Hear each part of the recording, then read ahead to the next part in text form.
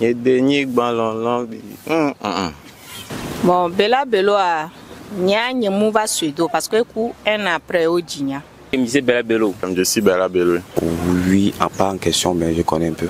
Ebe ha no le sento cha avifo fula no do. Bon, il dit na hanywere a. Ebe ha ko nyam jana e dedia mia de nyigba lolon si kudo. E ile lala e ha won jona jina. Blewe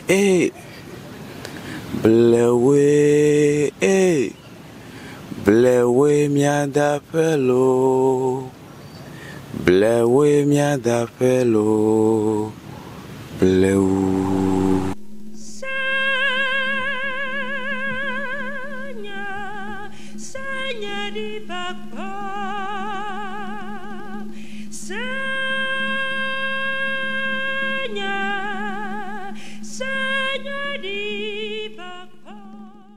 Vous connaissez la voix?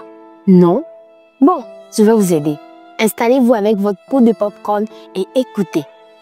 On va parler aujourd'hui d'une artiste togolaise légendaire dont l'histoire est digne d'un film.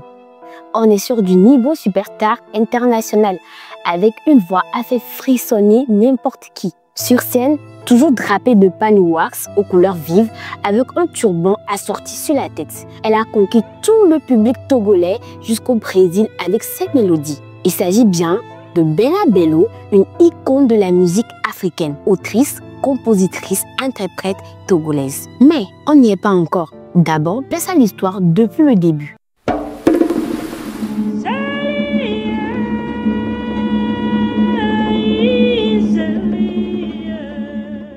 De son vrai nom Georgette Nafiatou Adjavi Bello, est née le 1er janvier 1945 à Tchédié, un bourg situé à 35 km de Lomé. Fille d'un père togolais d'ascendance nigériane et d'une mère d'origine ghanéenne, elle grandit dans une famille nombreuse. Surnommée Toutouvi, qui signifie petite enlevée, elle est née de 7 enfants dans une maison comptant parfois jusqu'à 30 enfants. Elle joue très tôt un rôle strict et autoritaire tout en développant un goût prononcé pour le chant. Les soirs, elle entend des airs en évé et en kotokoli, deux langues du Togo que sa mère lui a enseignées, révélant déjà un répertoire riche et multilingue. Elle apprenait ainsi la plupart des langues du Togo par la musique. Elle passe son enfance entre Tchévié et Agouenivé, fait ses études primaires chez les sœurs catholiques à Lomé, obtient son CEP en 1958, poursuit au lycée de Sokodé, puis au lycée Bonne Carrière de Lomé où elle décroche son BEPC en 1966. En 1962, à 17 ans, elle se distingue pour la première fois publiquement lors d'un duel artistique au Centre culturel français de Lomé face à Julie Akonfa Akoussa qu'elle remporte. Repérée pour sa voix, elle anime fêtes scolaires, kermesses et concerts jusqu'à ce qu'un orchestre d'école soit créé spécialement pour elle en 1963. En août 1965, elle est invitée au Dahomey pour l'anniversaire de l'indépendance et impressionne au point de se voir offrir une bourse d'études pour la Côte d'Ivoire. Dès 1966, à Abidjan, elle suit une formation en secrétariat et en solfège. La même année, elle chante au CCF de Lomé avec son frère Désiré la chanson Maudeka Ilanyan pour représenter le Togo au premier festival mondial des arts nègres de Dakar, ce qui l'a fait connaître au-delà des frontières. On la retrouve aussi dans les médias ivoiriens et lors de galas internationaux, notamment à Genève en 1967. En 1968, Paul Ali la présente à Gérard Akwesson qui devient son producteur. Elle part alors pour Paris et tout en travaillant comme secrétaire entame une carrière professionnelle. Akwesson la met en relation avec Malo Dibango qui l'accompagne dans la création de son premier unique album, Rokia, sorti en 1969.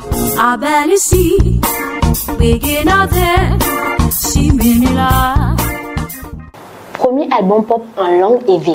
Le titre Zélé devient immédiatement un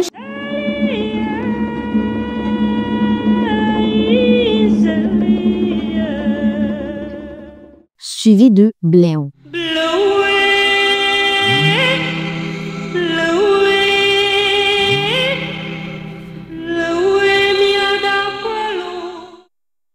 Hymne à la patience et dénigrant Oud au Togo.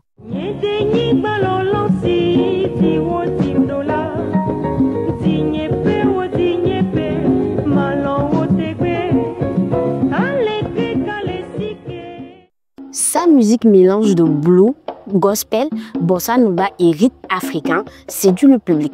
Bella se produit en France, notamment à l'Olympia en 1969 lors de la nuit de la fraternité en hommage à Martin Luther King. Puis au festival panafricain d'Alger où Myriam Makeba la félicite. Cette même année, elle chante au festival de Rio devant 120 000 personnes au stade Maracana où même Pelé tombe sous son charme. Dans les années suivantes, elle multiplie les tournées internationales, Yougoslavie, Belgique, Grèce, Afrique de l'Ouest et centrale. En 1970, à Kinshasa, devant les chefs d'État africains au sommet de l'OCAM, elle devient la première artiste togolaise à se produire en solo à l'Olympia de Paris. En 1971, elle prend son indépendance artistique en se séparant de son producteur. En janvier 1972, elle épouse le magistrat togolais Théophile Jamie-Lévy, avec qui elle aura une fille unique, Nadia Elsa. Elle reprend sa carrière la même année avec Dassiko, enregistrée à nouveau avec Manu Dibango.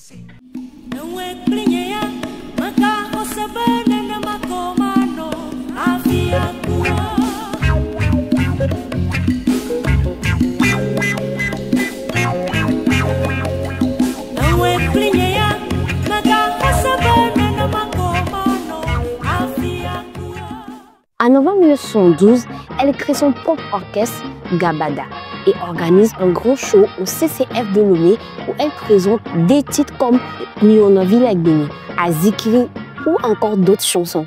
Au sommet de sa gloire, Bella décide de rentrer au pays pour les fêtes de fin d'année en 1973. Mais le 10 décembre 1973, à seulement 28 ans, elle trouve la mort dans un accident de voiture près de Lilikopé à 50 km de Lomé. Sa disparition soudaine bouleverse le Togo et tout le continent. Elle est inhumée le 13 décembre au cimetière catholique de Baie-Plage à Lomé. Malgré une carrière fulgurante mais brève, Bella Bello laisse une empreinte immense. Elle devient une véritable légende inspirant de nombreux artistes africains, notamment Angélique Kidjo, qui adolescente voyait en elle sa première idole. Kidjo lui rendra hommage dans ses chansons, tout comme plusieurs chanteuses togolaises, Julie Akofa Akusa, Vicky Bila, Afia Mala, Vanessa Wuru. Des hommages posthumes lui sont régulièrement rendus, comme en 2008 avec le titre Ma Bella de Vanessa, ou en 2019, l'inauguration de la scène Bella Bello à l'université de Lomé. Bella Bello restera à jamais la pionnière de la musique togolaise, une voix unique, une artiste à l'aura internationale, une femme qui a porté le Togo et l'Afrique francophone sur les plus grandes scènes du monde et dont la mémoire continue d'inspirer des générations entières. Quelle femme, quelle voix, quelle légende!